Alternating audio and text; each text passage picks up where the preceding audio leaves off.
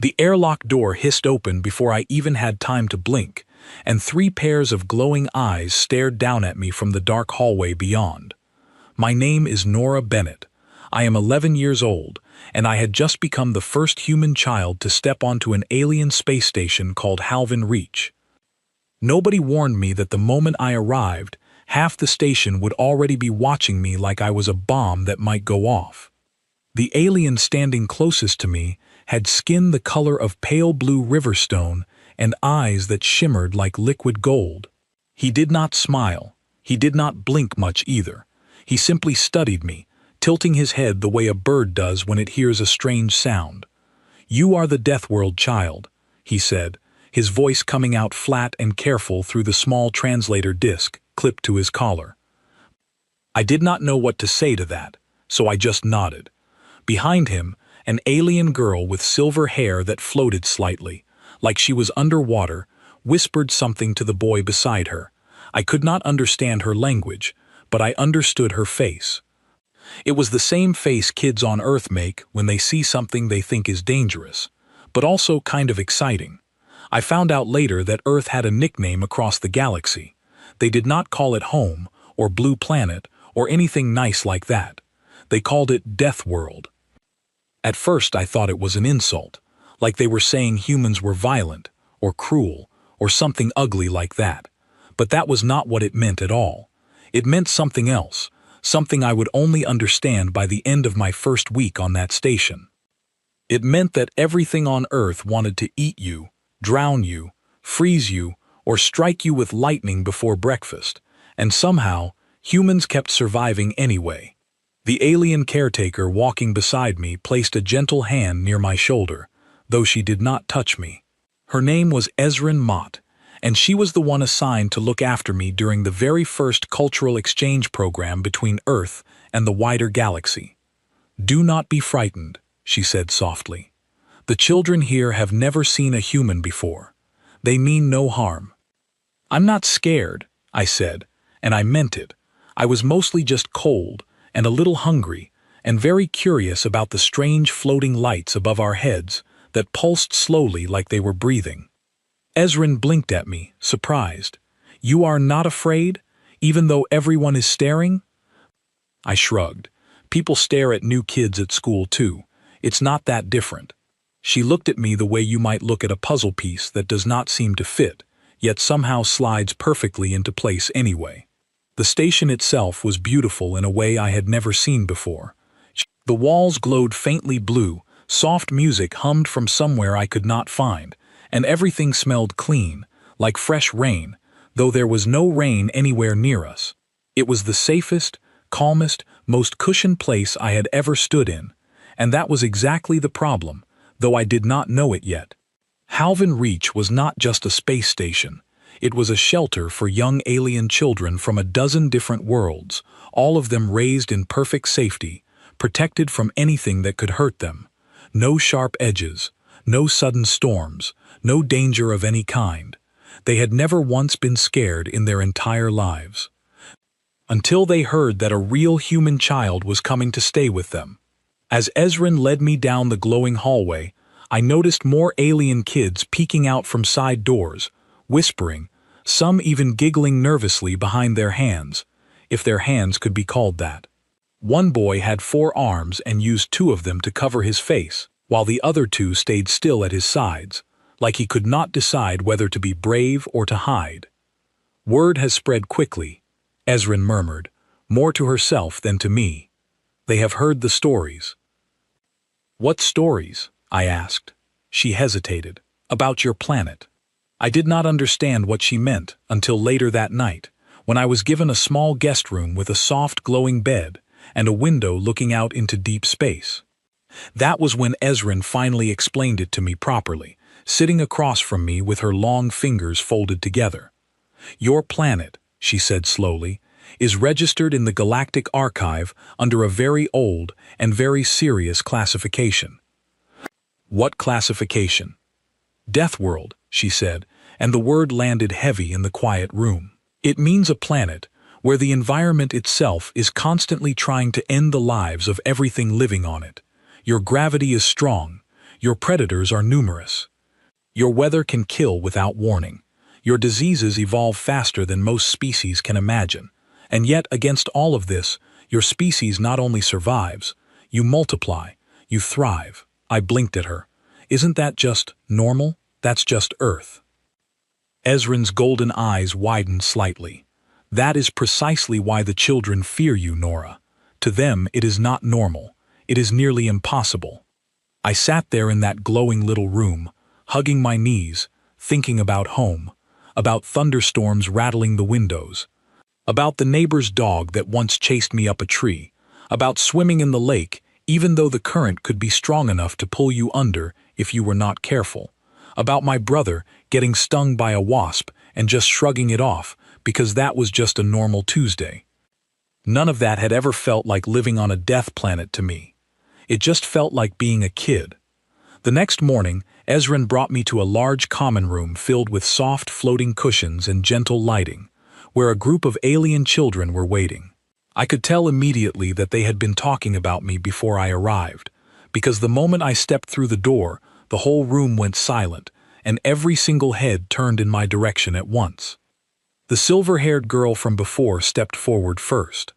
Up close, she looked almost like a girl from Earth, except her skin had a faint shimmer to it, like moonlight on water, and her eyes were a deep violet color that seemed to catch the light strangely.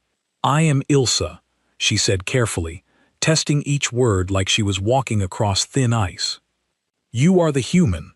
I'm Nora," I said, and I smiled, because that seemed like the friendly thing to do.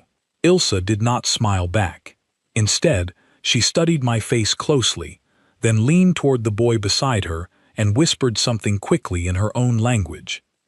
The boy, who I would later learn was named Tobin, folded his forearms and studied me with narrowed eyes. "She does not look dangerous," he said, sounding almost disappointed. "Looks can be deceiving," Ilsa whispered back. "That is what the caretakers say about Deathworld creatures. They look ordinary, and then they show their true nature." I heard every word of that, even though they clearly thought I could not understand their language yet. The little translator disc, clipped to my own collar, picked it all up perfectly and whispered the meaning softly into my ear. I did not say anything about it. I just filed it away in my head, the way you remember which kid at school might try to trip you during recess. Throughout that first day, I noticed something strange. Every alien child kept a careful distance from me, like I was something breakable or something that might suddenly bite. When I reached for a cup of water during a shared meal, 2 of them flinched. When I laughed at something funny Ezran said, 3 of them went completely still, watching me like they expected my laughter to turn into something else entirely. It was strange, being feared without doing anything at all. But it was also, if I am being honest, a little bit funny. That evening, after the lights along the station hallway dimmed into their nighttime glow, I lay in my soft new bed and stared out at the stars scattered across the black window. Back home, I used to lie in the grass in our backyard and stare up at those same stars, wondering what kind of creatures might be looking back. I never once imagined that somewhere out there, an entire station full of alien children would be lying awake, terrified of me. Just as I began drifting off to sleep, I heard the faintest click near my door, followed by careful, quiet footsteps. I did not move. I just listened, the way you learn to listen when you grow up on a planet where sometimes something really is creeping through the dark, and sometimes it really does matter whether you notice in time. Through my slightly open eyes, I saw 3 small shapes slip into my room, moving with the kind of careful, exaggerated silence that only children use when they think they are being sneaky. Ilsa, Tobin, and a smaller alien boy I had not met yet, carrying something small and glowing cupped carefully between his hands. They were planning something, and even though every instinct in me wanted to sit straight up and ask what on earth, or rather what on Halvan Reach, they thought they were doing, I stayed perfectly still. Because if there was one thing growing up on a death world had taught me, it was this. Sometimes the smartest thing you can do, when something is creeping toward you in the dark, is wait, watch, and let them make the first move. Whatever they were about to try, I had a feeling I was going to enjoy it a lot more than they expected me to. The small glowing object in the alien boy's hands pulsed once, twice, then let out a soft beam of light that stretched upward and unfolded into the air, like smoke taking shape. I kept my eyes almost closed, my breathing slow and steady, watching through my lashes as the light twisted itself into something big, something with teeth, something with claws stretched wide, and eyes that glowed an angry red. It was a hologram of a bear. Not a small one either, a massive brown bear, rearing up on its back legs, jaws open, exactly the kind of image you might find in an old Earth nature documentary about dangerous wildlife. I almost laughed right there in the dark, but I held it in. The three of them huddled together near the foot of my bed, whispering excitedly. The smaller boy, who I would later learn was named Corin, kept the glowing device steady in his hands, while Ilsa and Tobin leaned forward, waiting. "When it moves closer," Ilsa whispered, "she will scream. That is what the recordings show humans do when frightened by their native predators." "And then the caretakers will finally believe us," Tobin whispered back, sounding almost proud of himself. "We will prove that Deathworld children are exactly as fragile and frightened as every other child, no matter what the old stories say about their bravery." I nearly sat up right then just to ask what old stories they were even talking about, but I stayed still, curious to see how far they would take this. Corin adjusted something on the little device, and the holographic bear lurched forward with a low, rumbling growl that echoed through the small room. It was actually a very good projection. Whoever built that device clearly understood exactly how to make something look terrifyingly real. The bear took one heavy step toward my bed, then another, its massive head swinging low, eyes glowing brighter with every passing second. I opened my eyes fully now, sat up slowly, and looked directly at it. The three aliens froze. "Wait," Ilsa whispered. "She is not screaming." "Give it time," Tobin whispered back. "Perhaps she is still processing the fear." I tilted my head at the glowing bear, studying it the way you might study a really impressive drawing. Then I reached out and gently poked my finger straight through its shimmering leg. The hologram flickered where my finger passed through it, then reformed a second later, still growling. "Oh, this is really good," I said out loud, my voice cutting through the quiet room. "Did you program the fur texture yourselves? The claws look super realistic." All three of them stared at me like I had just spoken backwards. "You are not afraid?" Corin asked, his voice small and confused, the glowing device nearly slipping from his hands. "Of a hologram?" I said, smiling now. "No, why would I be?" "Because it is a Deathworld predator," Ilsa said, stepping closer despite herself, her violet eyes wide. "The archive says these creatures can end the life of a grown human in moments. They possess immense strength and sharp claws, capable of tearing through nearly anything." "Yeah," I said, nodding. "Bears are pretty strong, but this is just light. It's not real. It can't actually hurt me." Tobin frowned, clearly disappointed that his plan had completely failed to work. "But even knowing it is only light, should you not still feel some instinctive fear? All the data we studied said human children startle very easily." I thought about that for a second, and honestly, he was not wrong. Back home, I did jump sometimes, like the time our old dog Baxter barked from right behind me when I was not expecting it, and I nearly fell off the porch steps. Or that one thunderclap during a summer storm that was so loud it rattled the windows and made my whole family jump at once. But a floating picture of a bear standing perfectly still in a glowing, climate-controlled room, surrounded by soft cushions and gentle music, did not really compare to any of that. "I think," I said slowly, trying to explain it the way my dad might, "you got the wrong idea about what scares us. It's not that we're never scared, it's that we get used to being scared a lot, so it takes something pretty big to actually catch us off guard." The three of them exchanged confused looks. "Something bigger than this?" Corin asked, gesturing at the massive glowing bear still standing frozen beside my bed, looking almost embarrassed now that nobody was screaming at it. "Way bigger," I said. "Back home, this would basically be a Tuesday." "A Tuesday," Ilsa repeated slowly, like the translator had failed her. "What is a Tuesday?" "It's just a day of the week," I said, laughing a little now. "I mean it like, this kind of thing happens all the time. It's not special, it's just normal life."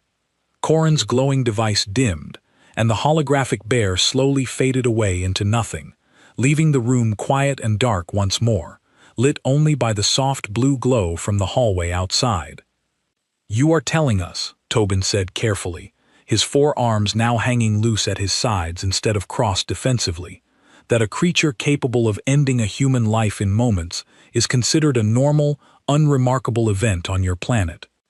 "I mean, we try to avoid actual bears," I said. "That would be dangerous. But things like that happening nearby, storms, wild animals, stuff falling apart, yeah, pretty normal." None of them said anything for a long moment. Ilsa slowly sat down on the edge of my bed, still watching me carefully, like she was waiting to see if I might suddenly transform into something else entirely. "Why are you not more careful then?" she finally asked. "If your world is truly this dangerous, why does anyone allow children to exist there at all?" That question caught me off guard, actually. Nobody had ever asked me something like that before, because back home, everyone already understood the answer without needing to ask. "Because it's home," I said simply. "You don't stop living somewhere just because it's a little dangerous. You just learn how to handle it.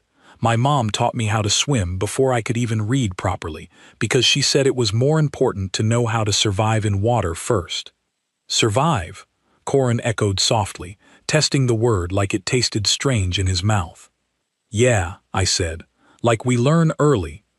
What plants are safe to touch, which way the wind is blowing before a storm hits, how to stay calm if something scares you, instead of panicking. It's just part of growing up." Ilsa looked down at her own hands, turning them over slowly, as if imagining what it might feel like to learn any of those things herself. "We have never learned anything like that," she admitted quietly. "Here, everything is controlled, every temperature, every surface, every meal. Nothing has ever truly threatened us." "That actually sounds really nice," I said honestly, because it did. "But also maybe a little boring." Tobin's head snapped up at that word. "Boring? I mean, no offense," I said quickly. "It's really pretty here, and everyone's been super nice. But like, don't you guys ever want to do something exciting? Something that makes your heart race a little?" The three of them looked at each other, and I could tell from their expressions that this was a completely new idea to all of them, the way learning a brand new subject at school feels new and strange before it becomes familiar. "What would that even involve?" Ilsa asked carefully. I grinned, feeling an idea already forming in my head, the kind of idea that always got me in a little bit of trouble back home, but always turned out to be worth it in the end. "Come back tomorrow after lessons," I said. "I'll show you a game." "A game," Tobin repeated slowly, clearly unsure whether that sounded exciting or terrifying. "Trust me," I said. "It's way more fun than hiding in the dark with a fake bear." Corin's glowing device flickered off completely now, the last traces of the holographic bear gone. He tucked it carefully behind his back, looking almost embarrassed. "You will not tell the caretakers what we attempted tonight?" he asked hesitantly. I thought about it for a second, then shook my head. "Nah. Where I come from, trying to scare your friends is basically a rite of passage. Just next time, maybe don't sneak into someone's room in the middle of the night. That part might get you in actual trouble." "Understood," Ilsa said quickly, standing up straighter. As the three of them slipped quietly back out of my room, whispering excitedly to each other in their own language, I heard Corin say something that made me smile in the dark.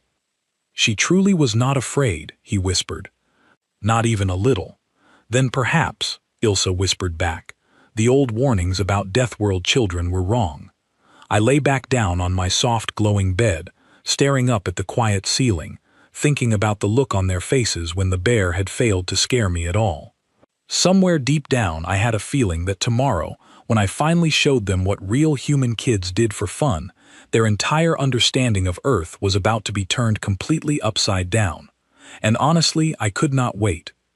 The next day felt like the longest school day of my entire life, except instead of math and reading, the lessons were about star maps and alien history I barely understood. I kept glancing at the glowing clock symbols on the wall, waiting for the moment I could finally show Ilsa, Tobin, and Corin what I had planned. When the lessons finally ended, the three of them were already waiting for me near the common room doorway, practically buzzing with nervous energy.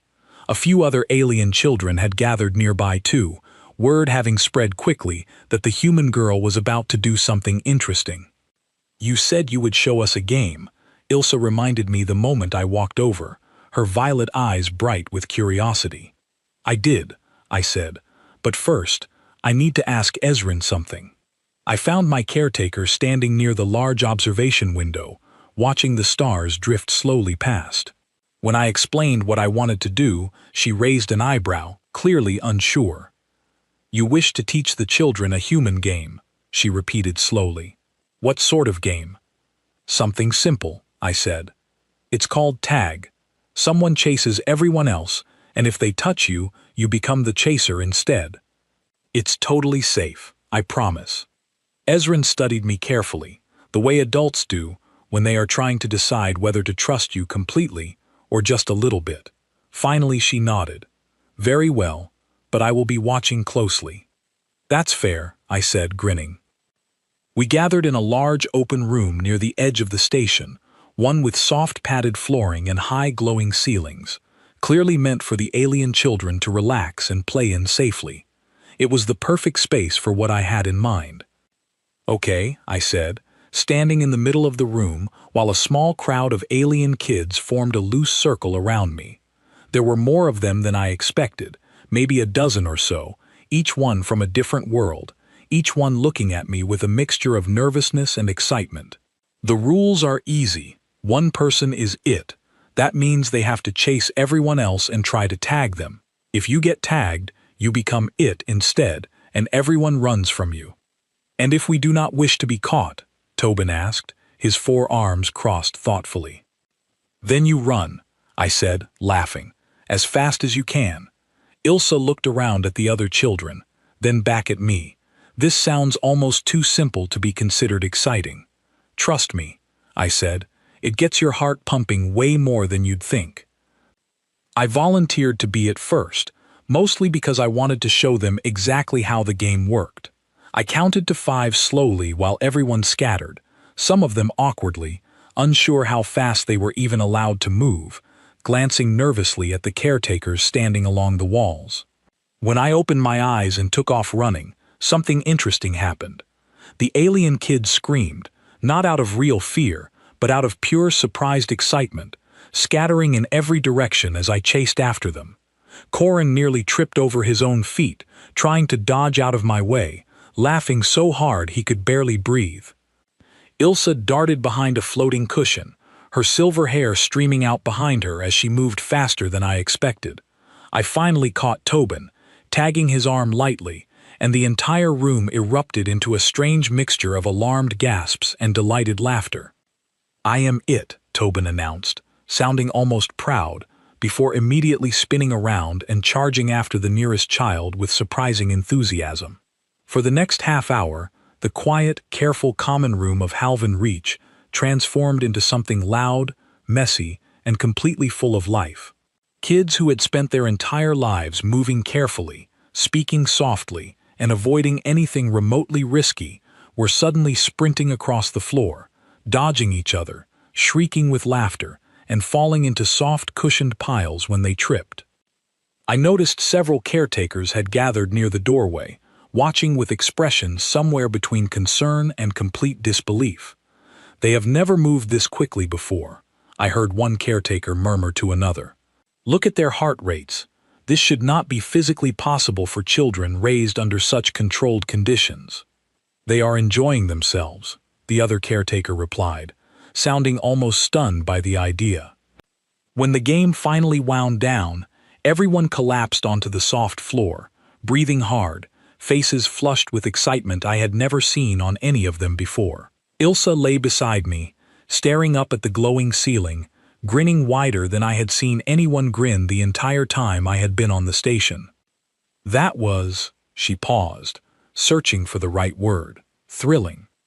Right? I said, still catching my breath. And that's like one of the tamest games we play. Back home, kids do way crazier stuff. Tobin propped himself up on one elbow, all four arms finally relaxed. Crazier how? I thought for a moment, trying to figure out how to explain some of my favorite memories without making it sound like Earth was some kind of nightmare planet, even though technically, according to their archives, it kind of was. Okay, so where I live, there's this big lake near my house, I said. In the summer, my friends and I climb this tall rock ledge on the side of a cliff, and we jump off into the water below. Corin's eyes went wide. You jump from a height into open water without knowing exactly what lies beneath the surface. We know the water's deep enough, I said. Someone always checks first. But yeah, it's scary for like 2 seconds while you're falling, and then it's just really fun. And nobody has been harmed doing this? Ilsa asked carefully. I mean, sometimes people get a little scraped up, or someone belly flops and it stings for a bit, I admitted. But that's part of it. You learn your limits by testing them a little. The alien children exchanged glances again, that same look of nervous fascination I had seen the night before, when the holographic bear had failed to frighten me. Tell us another one, Corin said eagerly, sitting up fully now. So I did. I told them about camping trips where you could hear wolves howling somewhere far off in the dark, and how instead of being scared, you just felt kind of amazed that something so wild was out there sharing the same night sky as you. I told them about riding bikes down steep hills so fast the wind stung your eyes, about building tree forts high enough that falling would really hurt, about standing on the porch during a thunderstorm just to watch the lightning crack across the sky. Every story I told seemed to shock them a little more, yet somehow, instead of pulling away in fear, they leaned in closer, hungry for the next one. Your parents allow this? Tobin asked, sounding genuinely baffled. They do not stop you from doing such things? They worry, sure, I said. My mom always tells me to be careful, but she also knows that if she never let me do anything a little risky, I'd never learn how to actually take care of myself. Like, how would I know how strong the current is in the lake if I never swam in it? Ilsa was quiet for a moment, thinking. On my world, she said slowly, children are never permitted outside the controlled habitats until they are fully grown. We are told it is far too dangerous otherwise. Is it? I asked, curious. I do not actually know, she admitted. I have never been allowed to find out. That struck me as kind of sad, honestly. Back home, half the best memories I had came from moments that felt just a little bit dangerous, just enough to make my heart race, just enough to make me feel proud of myself afterward for being brave. You know, I said slowly, an idea forming. There's this other game we play sometimes. It's called The Floor is Lava. Basically, you pretend the ground is dangerous, like actual lava, and you have to get from one place to another without touching it. You jump across furniture, balance on narrow ledges, stuff like that. That sounds needlessly complicated, Tobin said, though his tone suggested he was already intrigued. It's more fun than it sounds, I promised. Want to try it? The room, which was filled with soft floating cushions, low tables, and gently curved furniture, turned out to be the perfect place for exactly that kind of game. I spent the next hour teaching them how to hop from cushion to cushion, how to balance carefully along low furniture edges, how to laugh when they wobbled and nearly fell instead of panicking. At one point, Corin misjudged a jump and tumbled straight into a pile of soft cushions, and instead of crying or looking embarrassed, he burst out laughing so hard that everyone else started laughing too, the whole group collapsing into a giggling heap on the floor. I noticed the caretakers near the doorway watching with wide eyes now, whispering urgently to each other. One of them, an older alien with deep green skin and thoughtful eyes, stepped forward hesitantly. "Children," she said carefully, Perhaps this activity should be paused for the moment. Why? Ilsa asked, still catching her breath from laughing. We are simply playing. Yes, the caretaker said slowly, glancing at me with an expression I could not quite read. That is precisely what concerns me. I stood up, brushing myself off, feeling a small knot of worry form in my stomach. Had I done something wrong? Back home, games like this were completely normal, nothing anyone would ever think twice about. But maybe here, things were different in ways I did not fully understand yet. Did I mess something up? I asked quietly. The green-skinned caretaker studied me for a long moment before answering. For generations, she said slowly, we have raised our children according to the strictest safety protocols in the galaxy. No risk, no danger, no fear, ever. We believed this was the kindest way to protect them. That makes sense, I said carefully. And yet, she continued, glancing toward the pile of laughing children still tangled together on the cushions, I have never once seen them this happy. I did not know what to say to that, so I just stood there quietly, watching Ilsa help Corin untangle himself from the cushions, both of them still giggling. Perhaps, the caretaker said softly, almost to herself, there is something we have misunderstood about the nature of your world all along. Later that evening, after the other children had gone back to their own quarters, tired and happy in a way I had not seen from any of them before, Ezrin walked with me back toward my room, unusually quiet. You have caused quite a stir today, she finally said. Good stir or bad stir? I asked nervously. She was quiet for a moment before answering. The station administrator has requested a meeting with you tomorrow morning. My stomach dropped a little at that. Am I in trouble? Ezrin considered the question carefully. I do not believe so, she said, but I believe he wishes to understand something that none of us fully understand yet. What's that? I asked. She looked at me with an expression somewhere between curiosity and quiet wonder. How a species raised on a planet that should, by every measure, be impossible to survive, somehow produces children who laugh in the face of danger, instead of fearing it. I thought about that for a long moment as we walked through the quiet, glowing hallway. I don't think it's that complicated, I finally said. We just grow up learning that being a little scared sometimes is okay. It doesn't mean something bad is definitely going to happen. It just means you're doing something worth doing. Ezrin did not say anything else, but I noticed she was looking at me differently now, the same way you might look at a book you thought you understood completely, only to discover an entire hidden chapter you never knew existed. Whatever was waiting for me in that meeting tomorrow, I had a feeling it was about to change a lot more than just how these alien children thought about playing games. The meeting room was smaller than I expected, with a round glowing table in the center and tall windows looking out over the slow spinning stars. Waiting for me was an alien I had not met before, tall and thin, with deep silver skin and calm gray eyes that studied me the moment I walked in. You must be Nora, he said, his voice smooth and measured. I am Administrator Corvin Thess. I oversee the well-being of every child aboard Halvan Reach.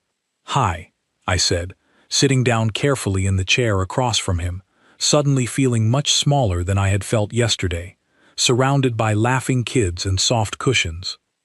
I have reviewed the reports from yesterday, he said, folding his long fingers together on the table.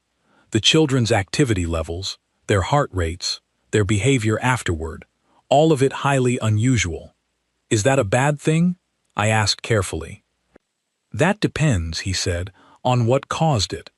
He tapped something on the table, and a soft glowing display appeared between us, showing rows of data I did not fully understand, lines and numbers that meant nothing to me but seemed to mean everything to him.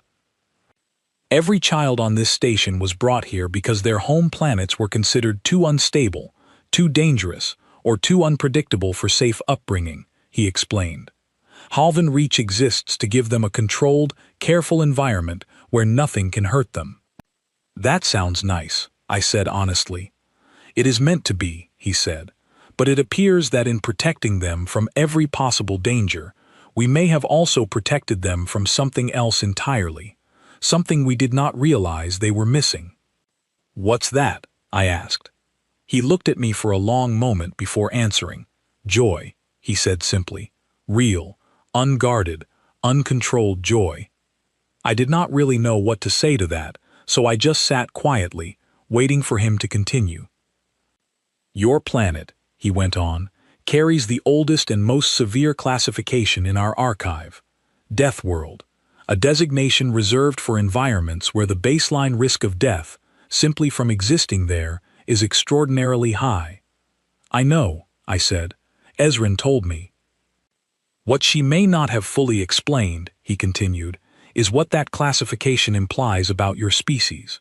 Most species classified as originating from such worlds do not survive long enough to develop complex civilizations.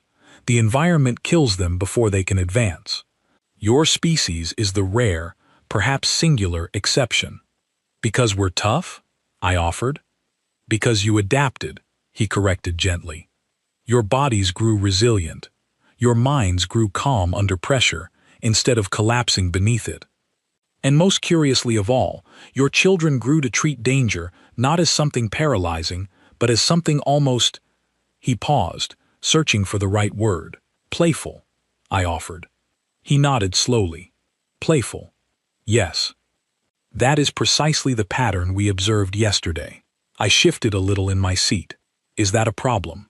"Not necessarily a problem," he said, "but it is something we did not anticipate, and something that has clearly begun influencing the other children rather quickly." As if summoned by his words, the door slid open, and Ilsa stepped inside, followed closely by Tobin and Corin, all three of them looking slightly out of breath, like they had hurried to get there. "Administrator Thess," Ilsa said quickly, "please do not send her away." I blinked, surprised. "Wait, is that what's happening?" Corvin raised a hand calmly. "No decisions have been made yet, Ilsa. I am simply gathering information. But some of the caretakers are saying the human girl is a bad influence," Tobin blurted out. "They think she is teaching us to be reckless." "Is that true?" Corvin asked, turning his calm gray eyes toward me. I thought carefully before answering, because this actually felt important. "I don't think I taught them to be reckless," I said slowly. "I taught them how to have fun, even when something feels a little scary. That's different." "Explain the difference," Corvin said. I took a breath, trying to think of the clearest way to say it. "Reckless is doing something dangerous without thinking, just to feel something," I said. "But what we did yesterday wasn't like that. Everyone knew the cushions were soft. Everyone knew tag wasn't actually dangerous. It just felt exciting because it was new, and because for once, they were allowed to move fast and take a little risk without someone stopping them immediately." Corvin was quiet for a long moment, considering my words carefully. "On my planet," I continued, feeling braver now, "kids learn early that the world can be dangerous, but that doesn't mean you stop living in it carefully. You learn where the real dangers are, and you learn how to handle the small risks, so that when something actually serious happens, you're not falling apart. You already know how to stay calm.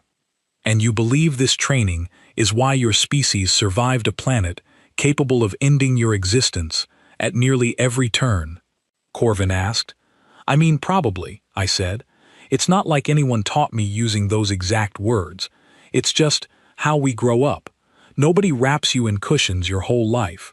You learn early that falling down sometimes is part of learning how to stand back up." Ilsa stepped closer to the table, her violet eyes serious now. "Administrator, yesterday was the happiest I have ever seen any child on this station. Please do not take that away from us, because it frightened the adults." Corvin studied each of the alien children carefully, then turned his gaze back toward me. "There is something else in the archive," he said slowly, "that I believe you should hear, Nora.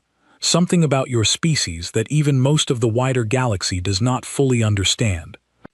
He tapped the table again, and a new display appeared, this one showing something that looked almost like a recording, grainy and old, of what looked like an ancient human village during what I quickly recognized as a violent storm, rain pouring sideways, wind howling loud enough that I could almost imagine the sound.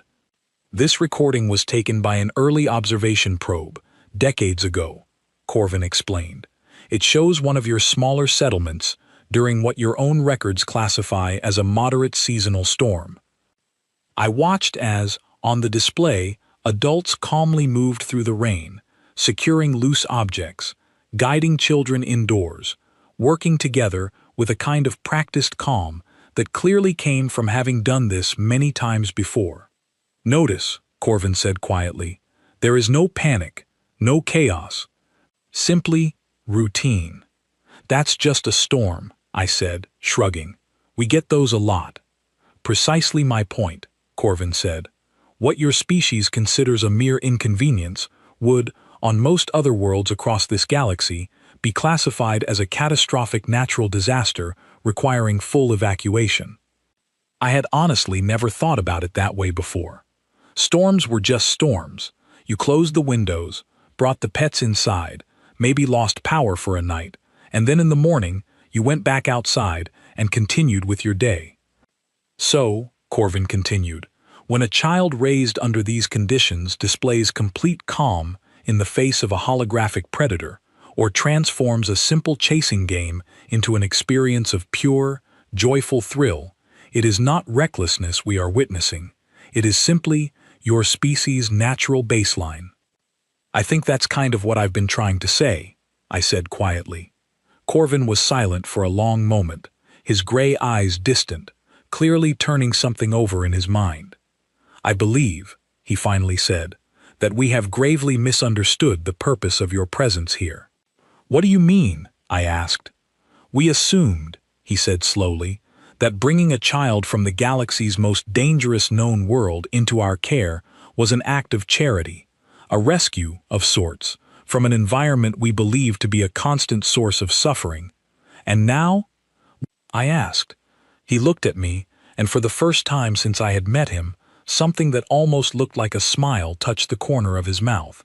Now I believe we brought aboard not a victim in need of protection, but perhaps the single greatest teacher this station has ever had. Ilsa, Tobin, and Corin all turned to look at me at once, and I felt my face grow warm with something between embarrassment and pride. So, I said carefully, does that mean I'm not in trouble? Corvin's almost smile grew just slightly wider. It means, Nora Bennett, that I would like you to continue exactly as you have been. Though perhaps, he added, glancing toward Ilsa, Tobin, and Corin, with a bit more advance warning to the caretakers before the next game begins. Deal, I said, grinning. As the meeting ended and the four of us walked back out into the glowing hallway together, Ilsa leaned over toward me, her voice quiet and thoughtful. Nora, she said, do you think there are more games like this, more things your world considers ordinary, that we have simply never been allowed to experience?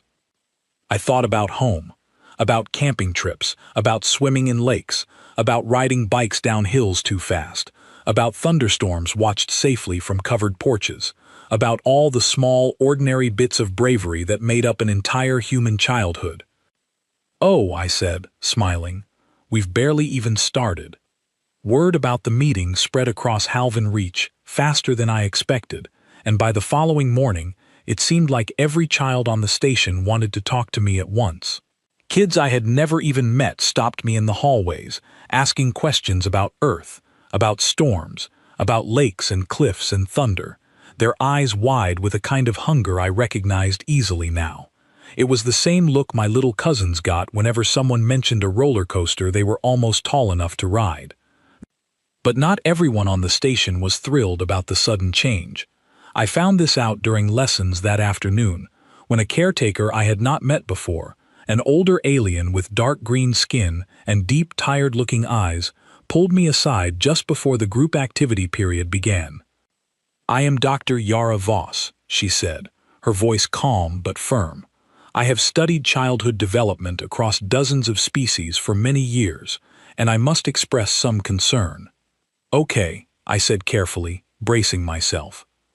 The other caretakers may be charmed by your influence, she continued, But I remain unconvinced that encouraging risk in children who have never faced true consequences is wise. Confidence built on cushions and games is not the same as confidence built on genuine understanding of danger.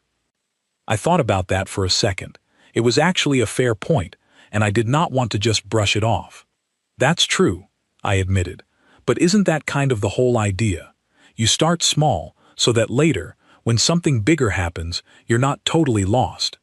Dr. Voss studied me carefully. Perhaps, she said, or perhaps we are simply building overconfidence in children who have no true frame of reference for actual danger. Before I could respond, the ground beneath us gave a small, sudden lurch, and every light along the hallway flickered once, then dimmed into a deep amber color. A low alarm tone began to pulse steadily through the corridors. "What was that?" I asked, my heart picking up speed. Dr. Voss's expression shifted instantly from calm to focused. "A minor hull stress event, likely caused by debris in our current flight path," she said quickly. "This station has encountered such events before. It is not typically dangerous, but protocol requires an immediate safety drill." Just as she finished speaking, Ezrin appeared at the end of the hallway, moving quickly toward us. "Nora, Dr. Voss, all children are to proceed to the central gathering hall immediately." We joined the flow of alien children moving briskly but calmly through the amber-lit corridors.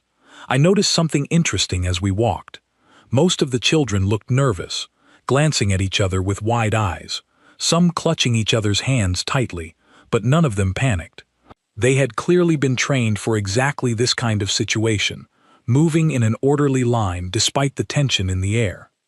When we reached the central hall, Administrator Corvin Thess was already there, standing near a large glowing display showing something that looked like a slowly rotating diagram of the station. "This is a controlled safety exercise," he announced to the gathered children, his voice calm and steady. "A simulated debris field has been introduced into our flight path to test emergency protocols. There is no true danger. However, full participation is required." I felt a small twist of relief in my stomach. A drill. Not real, just practice.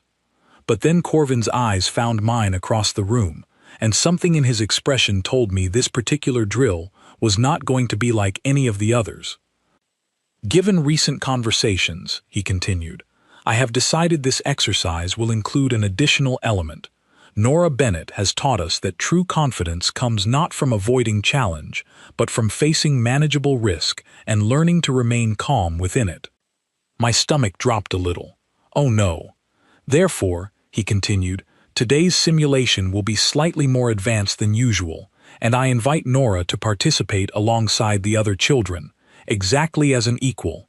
Every head in the room turned toward me at once. "Wait," I said, "what exactly does more advanced mean?"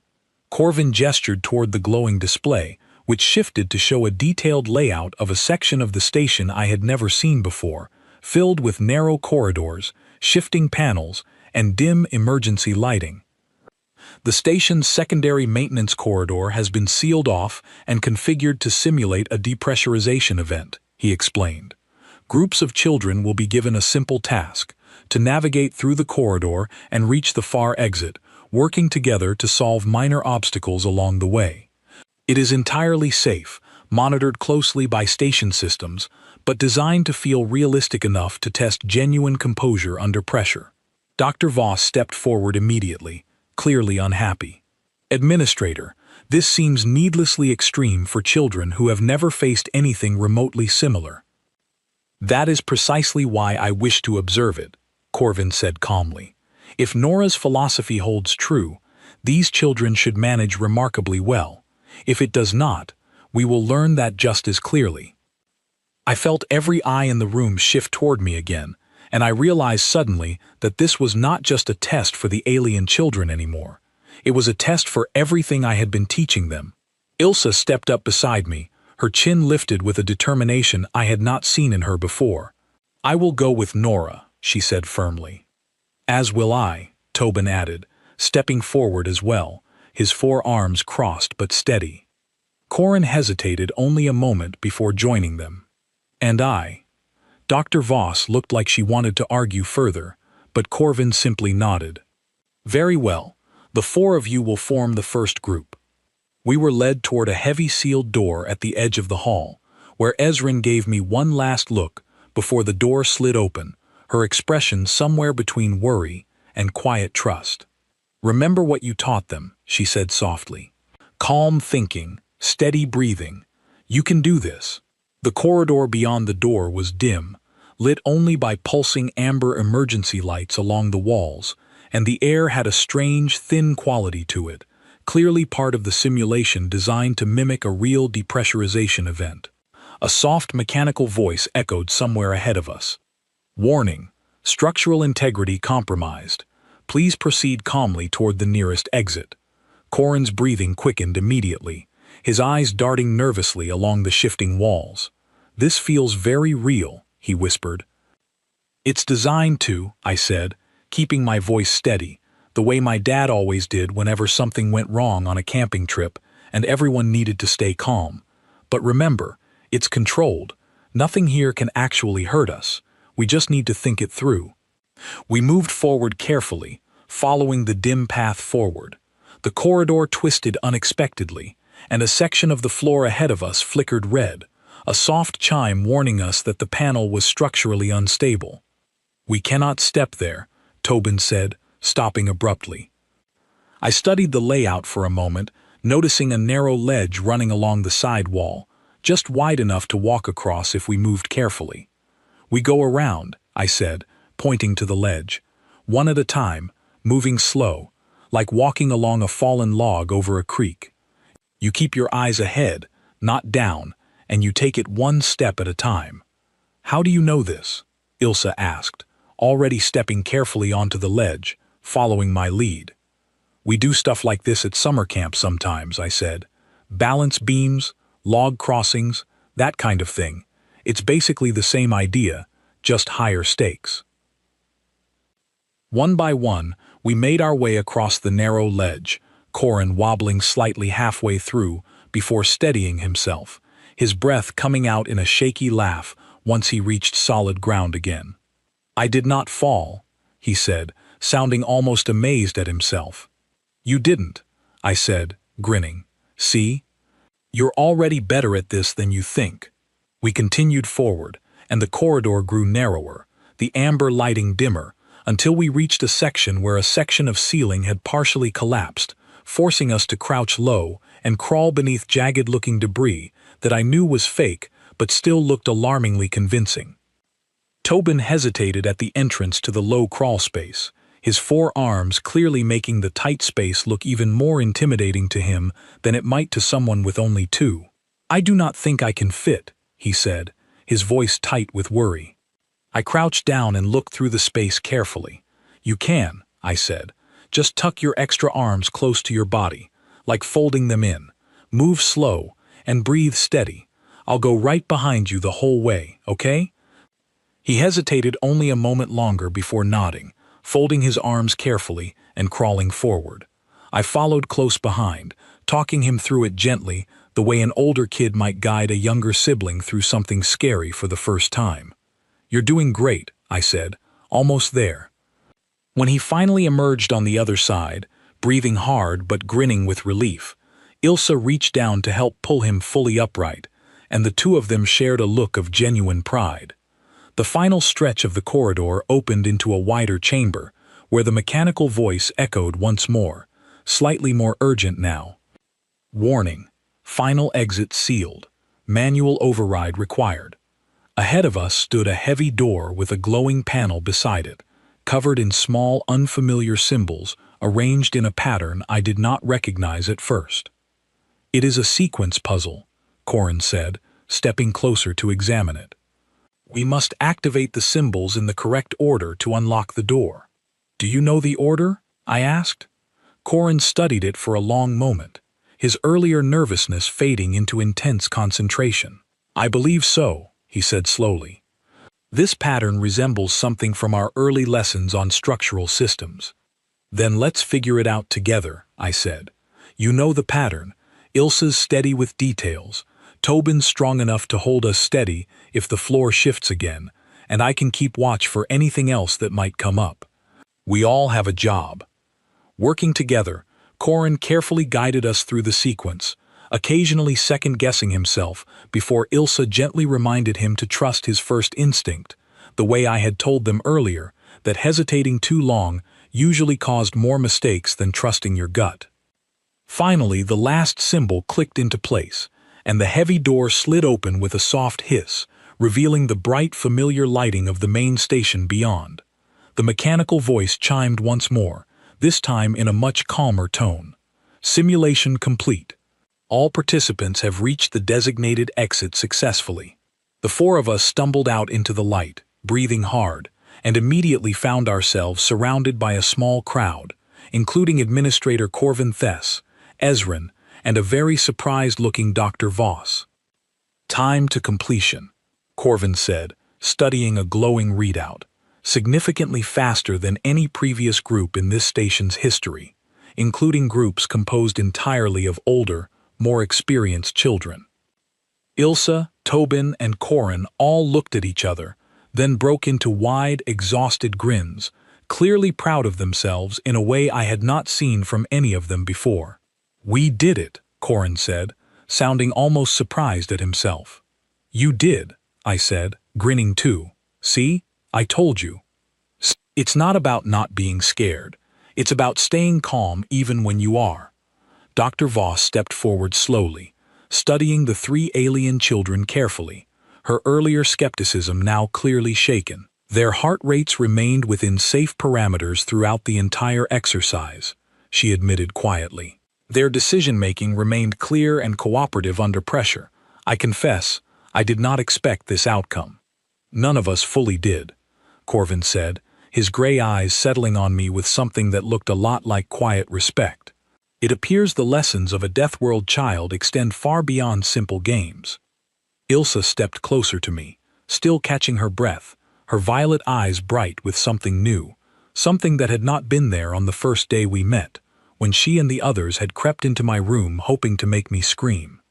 "Nora," she said, "I believe I understand now why your world carries the name it does, but I also believe the name misses something important." "What's that?" I asked. "It suggests only danger," she said thoughtfully. "But what I witnessed today, and every day since you arrived, is not simply danger. It is courage.